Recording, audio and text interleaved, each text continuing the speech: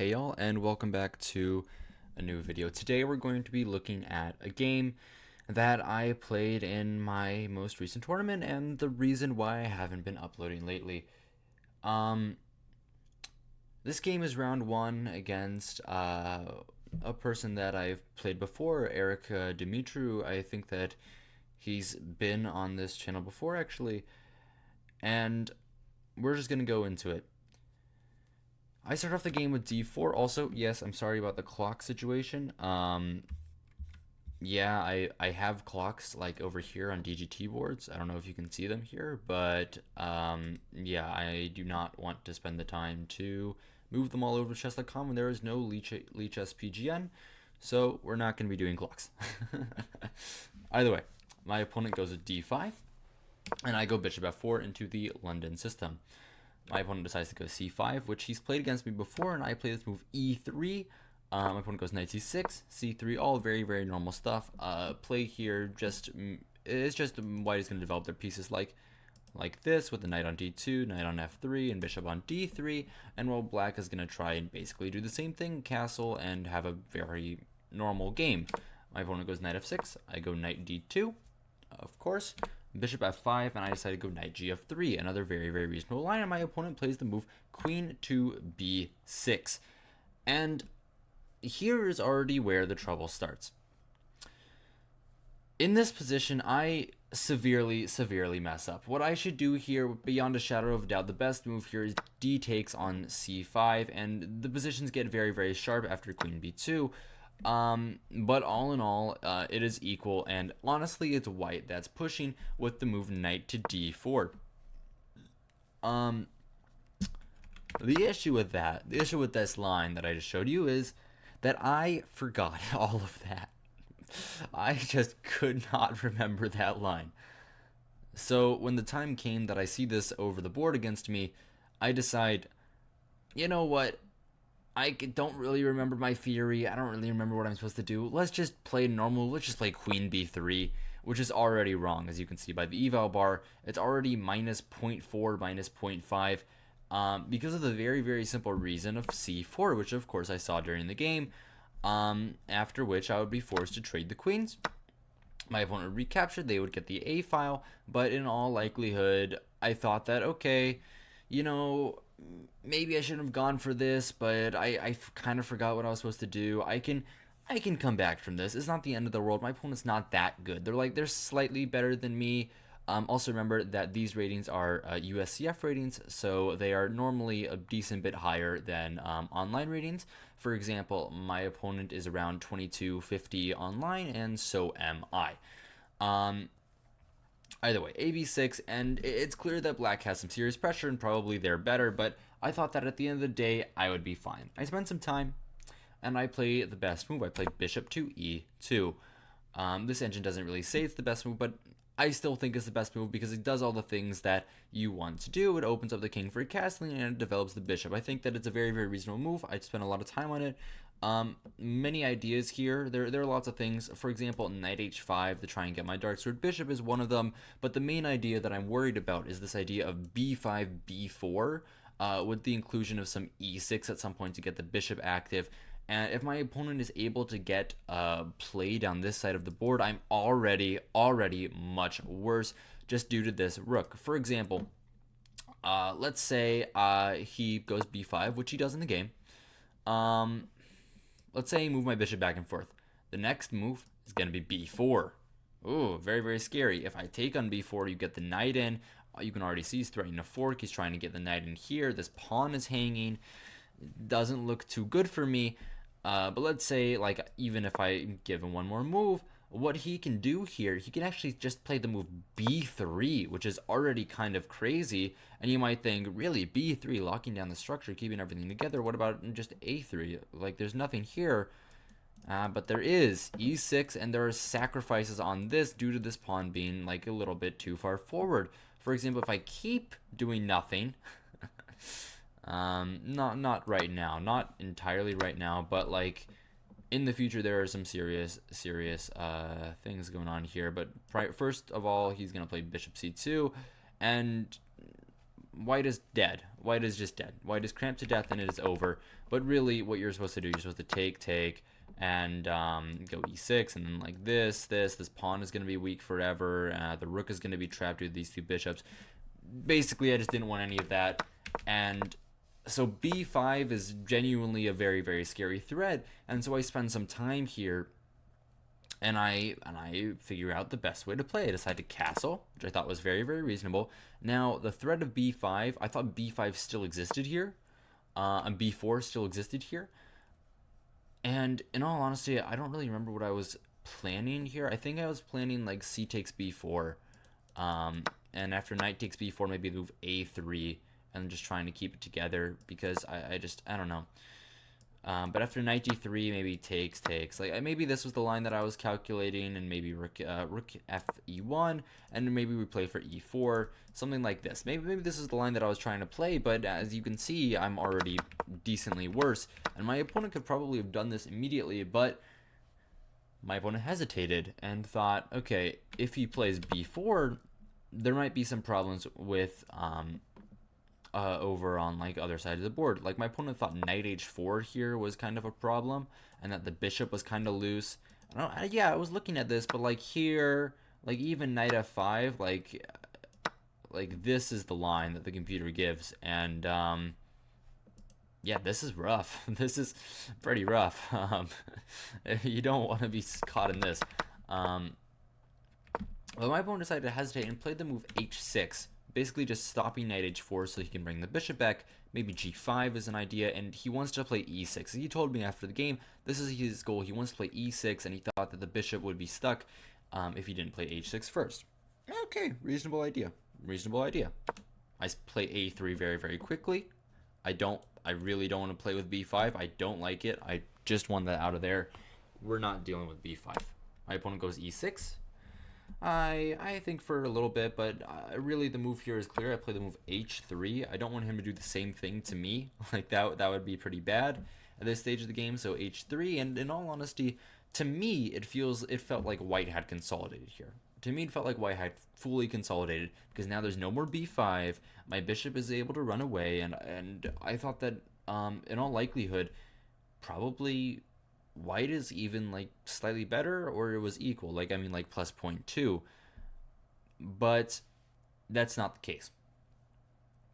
It's not the case.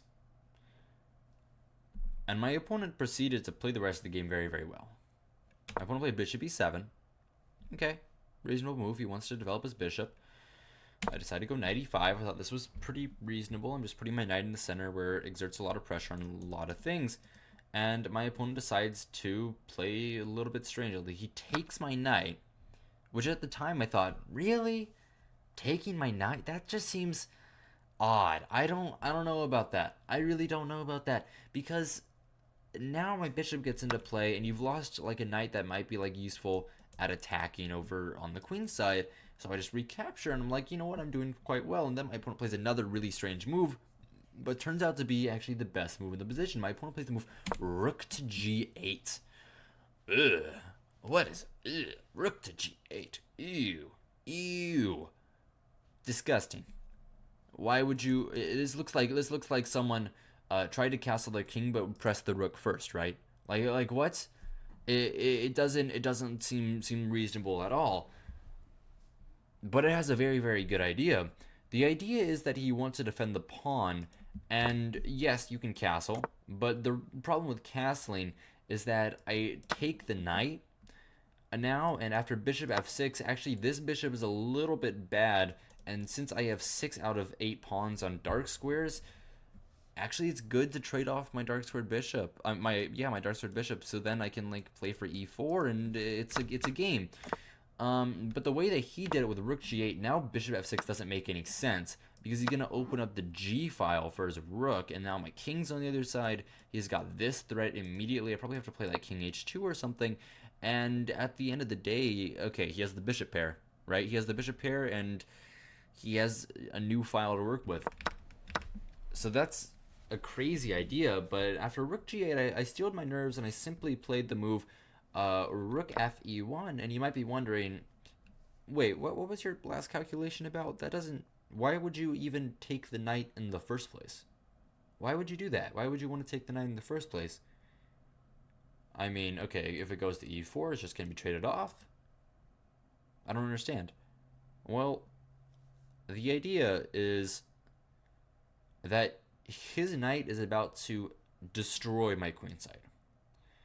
In a couple of moves, his idea becomes clear. He goes knight d7.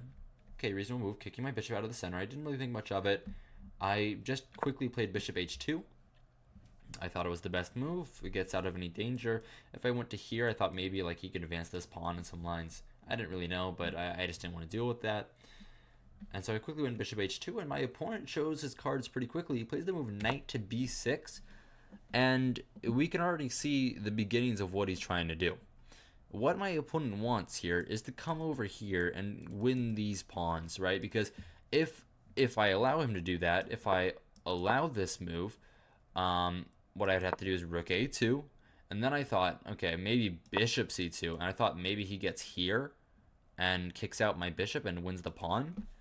But actually, what he can do here, he can just play it slow. Like he can just play king d7, king c6, and there's not much I can do to really stop this. Like if I go b3, I simply lose this pawn, right? So I'm actually in a bit of a pickle, and I have to think very, very fast. And I'm like, okay, rook a2, obviously not the right move. It doesn't seem right. I don't know why my rook is no longer being protected, and it looked to me like bishop c2 was pretty accurate, but probably he would have found something better. So I thought of a very nice idea. I thought of this nice move, bishop to f3. And you might say, no, that doesn't stop this at all. And you're right, it doesn't. He can play that move. And in fact, he does play knight a4. Very, very reasonable move. And now I'm going to lose a pawn. But what I do first, I have this very, very nice idea. I play e4, which has been the entirety of my position. That's the whole point of my position. Back on move 15, I played rook fe1, and the point was e4. A lot of my moves have been going to e4, and now we see it on the board, and actually white is better here. White is very much better. There's only really one line that he can play. He has to take. If he doesn't take, then he's a fool and he shouldn't be playing chess. He has to take. I recapture with the knight, of course. If I recapture with the bishop, I just thought this was wrong, and I'm right. Just like intuitionally, I didn't really concretely calculate anything, and knight e4, and after knight takes b2, white is better. White is significantly better. I ran this at a much lower, further depth than this. This is only on depth 22. I ran this up to like depth 30 or something, and I'm pretty sure it wants knight c5. I'm pretty sure that's what the computer wants. This one says knight g3, but knight c5 is the second move. The computer wants knight c5, and the reason is the bishop gets opened up against the rook, and after knight c5, I'm actually doing decently. Like he probably has to take on c5, and it looks pretty bad, but like, okay, at the very least I have like bishop b8 and like a draw or something, but I can even like try to play for more, like bishop e5, and I'm down a pawn for like the moment, but this pawn is falling. Probably these pawns are gonna fall too. They're really, really weak. And I mean, the rook gonna come up here. In all honesty, this position is pretty good for white. But I didn't see it. You see, my first like idea here after knight b2, and I didn't play this idea because I saw something that really, really scared me. The reason why I played e4 was kind of a Hail Mary, because I thought I was worse without it. I thought my first instinct was to play this move knight to d6. This was the thing I was calculating. And the reason why it didn't work is because after bishop d6, I thought it didn't work for a different reason, but actually the computer gives a better reason. King d7, and my bishop just has to go back, and he's better. Like, bishop comes back. This pawn is weak, but it actually just doesn't matter. He can play knight a4, and I can like win this pawn. He can even sack the exchange. Oh my god. Oh my god. And he just has two passers, I guess. Oh, one passer and one that's about to become a passer. Okay. Yeah, I didn't see that. Okay. No, but the reason why I thought it was bad is because after here I thought that he could play rook d8, which isn't right. That's not okay. I thought like this and like rook d7, and I'm like he's defending the pawn. I'm not getting anything here. But actually white is still better here.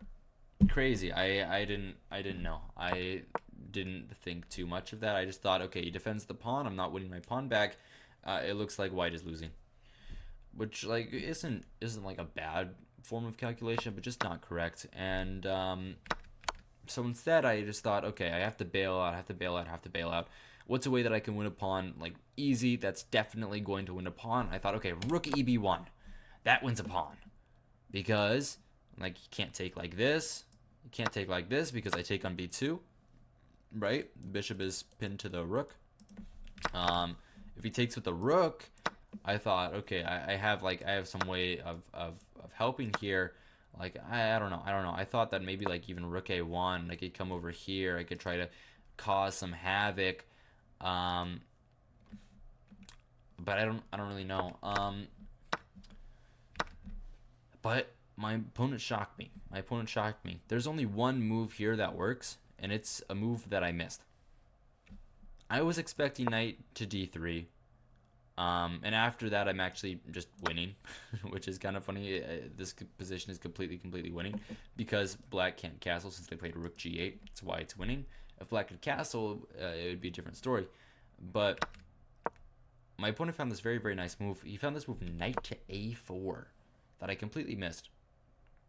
I completely missed this move, which is kind of embarrassing. It's not that hard of a move to see. Basically, the idea is after I take on b5, he takes this knight, I recapture, and then he has this fork of the rook and the bishop. Yeah, that's true, and that's what happened. Rook b5, I really have nothing else. If I don't take on b5, I'm just going to lose my pawn on c3. So I take on b5, my opponent takes on e4, and after I recapture, my opponent takes on c3. And I thought, okay, maybe I have enough counterplay here. I'm going to be down a pawn, but well, I'm not actually going to be down a pawn, but like maybe I have like enough play because he has really good play on these two pawns. And so I took on b7. He has to take on b5. I take on a8, and really this is the problem. This is the problem here. My opponent finds another really nice move. My opponent finds this great move, this king d7 that I also missed. I just genuinely didn't see this move, which is insane. I have to play better than that. Like that's actually insane to like not even consider that he has king d7 after this. That's just crazy. And the idea, right, is that he gets his rook out. Makes a lot of sense. That was kind of part of my counterplay. Like I was gonna play like rook b1, try to get in over here, and maybe I had something, but no, king d7 just ruins all my fun. I decide to go back to bishop e4, and I'm losing. I'm completely losing. But here, I I'm kind of proud of myself here. And the reason why is because I didn't give up. I didn't give up in this position. I know I'm worse. I know I'm going to lose this game. I thought, okay, I'm probably going to lose this game. But I didn't give up in this position, and I kept on playing. I kept on thinking, kept on trying to find the best moves, which is really good for me. Like normally, I just I just kind of flounder and be like, oh no, I blundered a pawn in the end game. There's no way I could ever come back from this. Oh no. But here I managed to do something. And after the move f5, which I thought was a thing, I thought he probably should play this move because he needs to play rook a8, right? I found the best move. I found bishop c2. This says it's good, but the engine over here says it's the best move. The idea is if he doesn't play rook a8, I'm going to go here. I'm going to skewer this and then maybe put even more pressure and try to get something going there. But also this move. My opponent plays rook a8, which I thought was that was the best move at first. I thought that was just the best move. And I have one and only move that the computer says like gives me a small chance. It's a move that no one would ever play in their entire life. The move, uh, bishop to e5. I mean, okay. I just thought that like g5, and I didn't see anything. Apparently, this is a draw. Apparently, this is a draw. Okay. I don't care. Either way. Either way, I thought I found a very, very clever resource. I spent like 15 minutes of my time here. Remember, we have 90 minutes on the clock for each side. I spent like 15 minutes of my time, and I found this very nice move. This pawn sacrifice d5. And the computer says it's a mistake, but I think that it's probably the only like practical way of winning. And I know that I'm losing. I thought, okay, he takes on d5. He's gonna have two passed pawns. But like what this gives me, I mean, now I'm not down a pawn. Like now I'm not. I'm at least like not down a pawn here. Like that's something, right? That's something. And I'm like, okay, you know what? That seems pretty good. I like that this idea of d5. And my opponent freaks out here. My opponent kind of like completely overreacts to the position. They can just take and win. Like the two passed pawns are winning. But my opponent freaks out. By the way, you might be wondering why they didn't like take here. They were scared of taking here due to this move in some lines. I mean, at least I thought so, but actually the draw in line here is bishop a4 first. Oh, right, because now the king has to go back. Yeah, that makes a lot of sense. The king actually has to go back here. Because why not? Yeah, that makes a lot of sense. But that's why they didn't take there. And if they took here, it's kind of like the same story. Like here, I have bishop a4. King has to go back. Now the rook doesn't get out ever. And actually, white is kind of winning here. After one and only move, bishop to f4. Okay. Guess this is the idea. I don't really understand. Either way, they didn't take, and after d5, my opponent spent some time and played the wrong move, and I was back in the game. My opponent played knight d4, which on the surface seems reasonable because you're defending your pawn and attacking my bishop, but it's not, and actually it's almost a draw. And I was really thought, okay, this is almost a draw. I might be able to get my pawn back. Everything's gonna be great. I have no back rank there are some back rank threats, but I'm just gonna move my darts for bishop, so I'm gonna be okay. And I'm like, okay, I might have this game in the bag. I might be able to like, survive this. I go de, king e6. Now my heart is racing. I'm like, oh, okay, maybe I'm gonna be able to keep this going. I play rook e1 check, which is the best move. My opponent plays king f7, and I'm like, wait, I think I'm gonna be able to get my pawn back. I go bishop e1 because my bishop was under attack. It's the only move.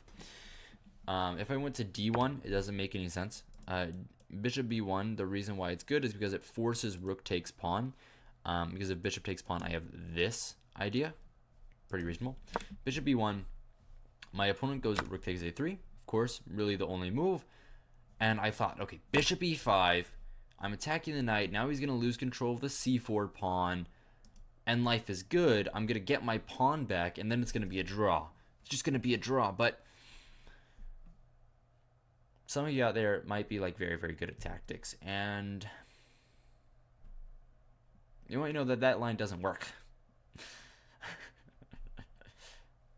And I did not know that line didn't work at the time of the game. My opponent goes knight c6. And I have to go bishop f4. I have to go bishop f4. And white has serious drawing chances. My opponent, I was talking to my opponent after the game. He actually thought this move, bishop b2, was very interesting. After rook b3, bishop a1. Kind of crazy, but yeah, I wasn't looking at that. I just thought I win a pawn. But no, I don't win a pawn.